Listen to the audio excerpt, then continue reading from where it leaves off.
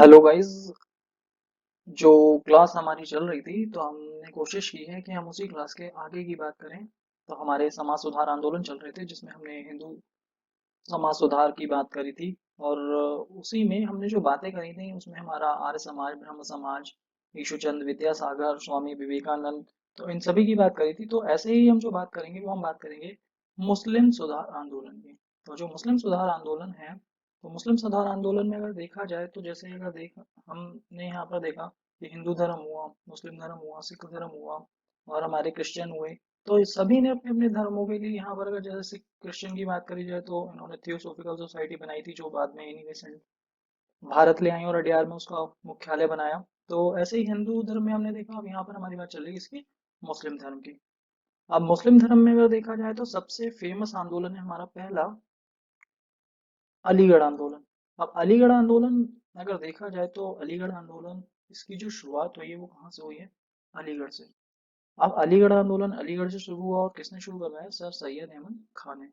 अब ये जो व्यक्ति थे, ये बहुत ज्यादा जो सपोर्ट करते थे वो किसको? वेस्टर्न कल्चर को सपोर्ट करते थे कि अगर वेस्टर्न कल्चर है तो यानी कि जो पाश्चात्य संस्कृति है तो उसकी बात करते थे। तो पाश्चात्य संस्कृति की बात करते थे ये। और ये चाहते थे कि मुस्लिम्स में भी जो हमारी शिक्षा आए तो वो कौन सी आए? पाश्चात्य संस्कृति की। तो इसी वजह से यहाँ सर सैयद अहमद खान ने ये मुस्लिम समाज की शिक्षा के लिए एक आंदोलन शुरू करा जिसको हमने बोला अलीगढ़ आंदोलन। तो इसमें दो बातें थी, इसके दो प्रमुख उद्देश्य थे। पहला तो था अंग्रेजों और मुस्लिमों के संबंध को सुधारना। जाहिर सी बात है, जब दोनों में अब वेस्टर्न कल्चर अगर मुस्लिम्स में भी आएगा तो अंग्रेजों के साथ में उनकी बॉन्डिंग होगी, और जब बॉन्डिंग होगी तो यानी उनके संबंध कैसे हो जाएंगे? अच्छे हो जाएंगे, पॉजिटिव हो जाएंगे। दूसरा, अब दूसरी अगर बात करें तो मुस्लिम में शिक्षा का प्रसार करना।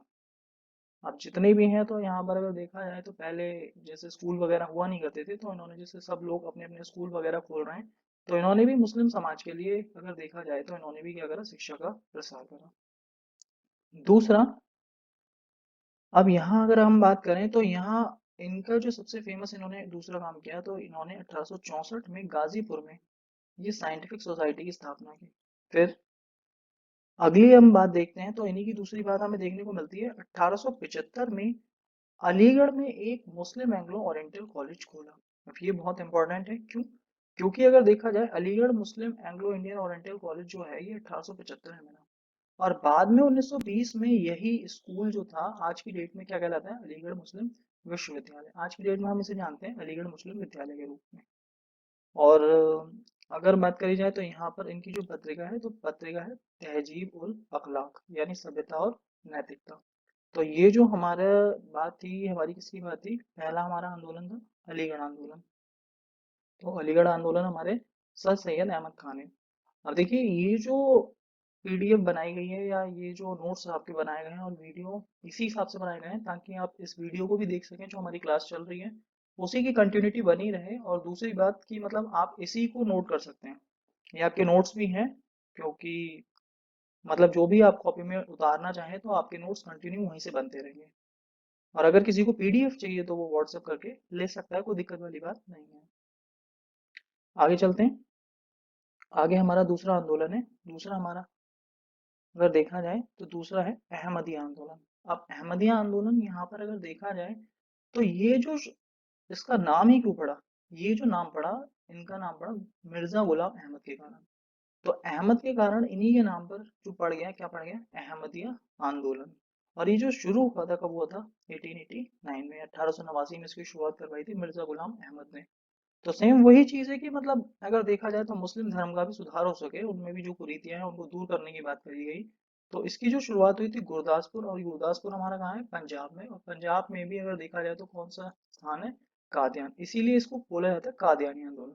तो अगर आपसे पूछा जाए कि अहमदिया आंदोलन या फिर अगर बात आती है कादियानी आंदोलन की, अगर देखा जाए तो कादियानी आंदोलन भी जो है वो भी हमारा कौन सा है? अहमदिया आंदोलन या कादियानी आंदोलन, जो एक ही है, हमारे मिर्जा गुलाम अहमद ने शुरू करे।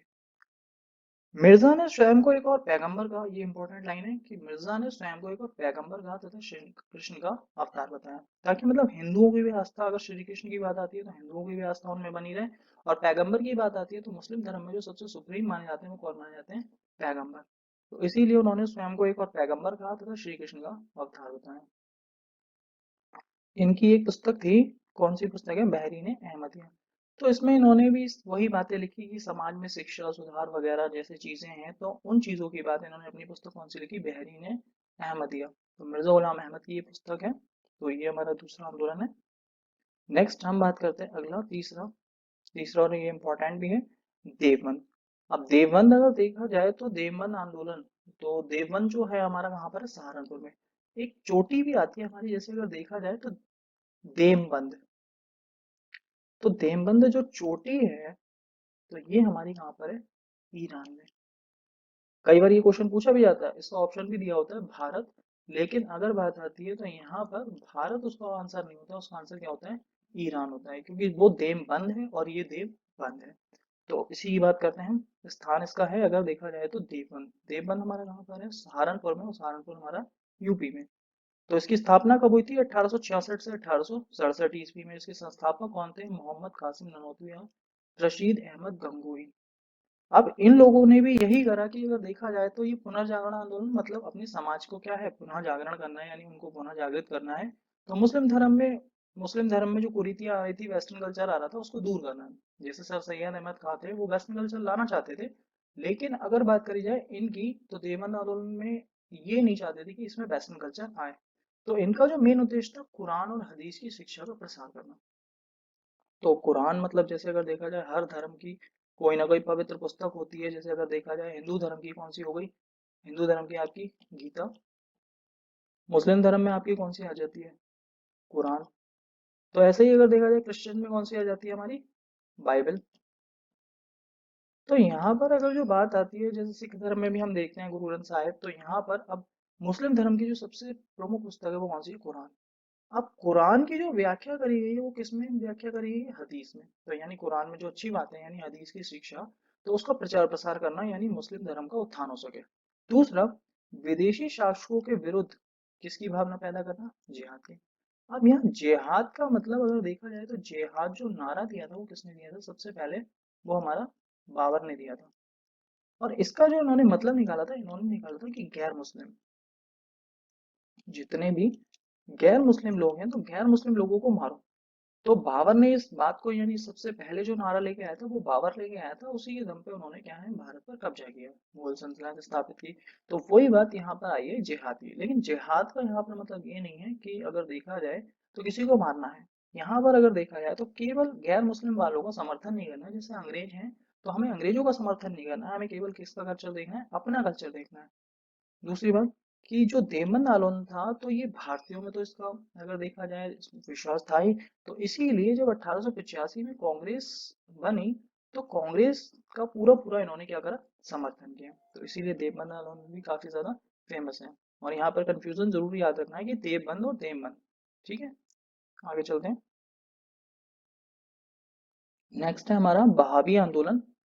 अब बहावी आंदोलन की अगर बात करी जाए तो बहावी आंदोलन जो है वो बहावी आंदोलन, इसको बहावी आंदोलन भी कहते हैं और बली उल्लाह आंदोलन भी कहते हैं, क्योंकि इन्हीं के नाम पर ये आंदोलन शुरू हुआ था। बली उल्लाह जो थे, इनके गुरु थे, धर्म गुरु मुस्लिम धर्म के, तो उनके नाम पर ये शुरू हुआ, इसीलिए इसको बोला गया बहावी आंदोलन। और जो बहावी आंदोलन था वो ईरान से प्रेरित होकर चलाया गया था। जैसे अगर ईरान की बात करी जाए, तो ईरान के पास में अगर देखा जाए तो इधर पड़ता है तुर्की। और तुर्की में उस समय अगर देखा जाए तो एक शख्स बैठता था, खलीफा। और खलीफा जो था वो बड़ा फेमस है। जैसे अगर देखा जाए तो हर धर्म के एक धर्म गुरु होते हैं। अब धर्म गुरु अगर देखा जाए तो हिंदू धर्म में कौन हो गए, शंकराचार्य। मुस्लिम धर्म में आपके खलीफा। सिख धर्म में गुरु हो गए। और ईसाइयों में अगर देखा जाए तो पोप हो गए। अब उसी के अकॉर्डिंग यहाँ पर ये ईरान में अगर देखा जाए तो जो दिक्कतें थी उससे शुरू हुआ, और शुरू होने के बाद ये भी कहाँ आ गया, भारत में, क्योंकि भारत में भी इस्लाम धर्म की बहुत दिक्कतें चल रही थी। तो मुस्लिम समाज में, क्योंकि अंग्रेजों ने अपनी अपनी दिक्कतों को वहां पर अपना अपना कल्चर स्थापित करना शुरू कर दिया था। अब इनका मुख्य उद्देश्य क्या है, इस्लाम की पुनः स्थापना, मतलब इस्लाम धर्म जो है दोबारा स्थापित हो जाए, अंग्रेजों का कोई लेना देना ना हो उसमें। दूसरा, इस आंदोलन को भारत में सबसे ज्यादा प्रचारित करने का श्रेय किसको जाता है, सैयद अहमद बरेलवी। तो ये नाम बहुत इंपॉर्टेंट है कि बहावी आंदोलन यानी कि सैयद अहमद बरेलवी, और दूसरे थे हाजी मौलवी मोहम्मद, इनको दिया जाता है। तो इसमें भी ये नाम सबसे ज्यादा फेमस है, सैयद अहमद बरेलवी। अब इनका उद्देश्य क्या था कि इनका उद्देश्य था दारुल हर्ब। दारुल हर्ब का मतलब जैसे काफिरों का देश, जैसे जो काफिर होंगे, काफिर हमने बोला है गैर मुस्लिम, गैर मुस्लिम यानी काफिरों को मारो यानी जिहाद की बात। तो जिहाद गैर मुस्लिम यानी काफिर। तो जो भारत वो बन रहा है वो किसका, काफिरों का देश बन रहा है, क्योंकि उसमें लगातार अंग्रेज आते जा रहे हैं। तो इसीलिए काफिरों के देश से उसे किसमें बनाना है, दारुल इस्लाम यानी इस्लाम के देश में उसे कन्वर्ट करना है। तो इसके लिए मतलब ये जो आंदोलन चलाया गया, इसने स्टार्टिंग में ये जो चला पंजाब में चला, और पंजाब में सिख सरकार के विरुद्ध चला।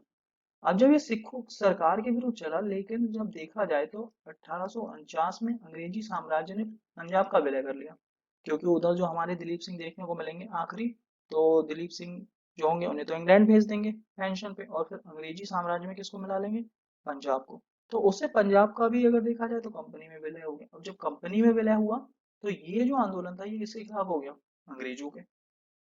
तो अंग्रेजों के खिलाफ हो गया। तो इसी वजह से यहाँ पर, अब पहले तो ये सिखों के खिलाफ था, लेकिन बाद में किसके खिलाफ हो गया, अंग्रेजों के खिलाफ। और दूसरी अगर देखा जाए, इसका मुख्य केंद्र जो था, मुख्य केंद्र हमारा कहाँ पर था, पटना में। तो पटना इसका बहुत ज्यादा मुख्य केंद्र था। तो ये अगर देखा जाए तो हमारे जितने भी हो गए मुस्लिम आंदोलन हो गए, तो इन आंदोलन को आप ध्यान से देखें और इसके नोट्स बनाएं। और अगर कोई भी दिक्कत आती है तो नंबर आप सभी के पास में है, आप मैसेज कर सकते हैं, इंस्टाग्राम पे मैसेज कर सकते हैं और फेसबुक पेज पे मैसेज कर सकते हैं। तो आपको कोई भी दिक्कत अगर इससे रिगार्डिंग आती है, और अगर पीडीएफ चाहिए तो आप व्हाट्सएप करके भी ले सकते हैं। तो थैंक यू क्लास, आज के लिए इतना ही। ओके।